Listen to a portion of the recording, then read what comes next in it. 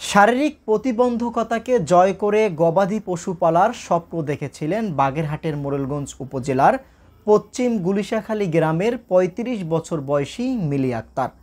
মাত্র ২৮ ইঞ্চি উচ্চতায় এই নারী নিজের পায়ে দাঁড়ানোর ইচ্ছা পোষণ করেছিলেন অনেক আগেই, কিন্তু দারিদ্রতা ও শারীরিক সীমাবদ্ধতায় তার স্বপ্নের পথে বাধা হয়ে দাঁড়ায়।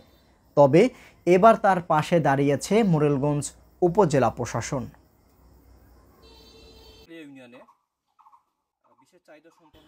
২৭ মার্চ বৃহস্পতিবার উপজেলা নির্বাহী কর্মকর্তা মোহাম্মদ হাবিবুল্লাহর নেতৃত্বে উপজেলা প্রশাসনের একটি দল মিলির বাড়ি উপস্থিত হয়ে তাকে দুটি ছাগল, ঈদ উপহার ও নগদ অর্থ সহায়তা প্রদান করেন। এ সময় উপস্থিত ছিলেন সহকারী কমিশনার ভূমি মোহাম্মদ বদরুদ্দোজা, উপজেলা প্রকল্প বাস্তবায়ন কর্মকর্তা আবদুল্লাহ আল জাবির সহ অন্যান্য ব্যক্তিবর্গ। এ সময় উপজেলা নির্বাহী কর্মকর্তা মোহাম্মদ হাবিবুল্লাহ বলেন, মিলির জন্য আমরা যতটুকু সম্ভব সহযোগিতা করেছি, ভবিষ্যতেও তার স্বপ্ন পূরণে পাশে থাকার চেষ্টা করব।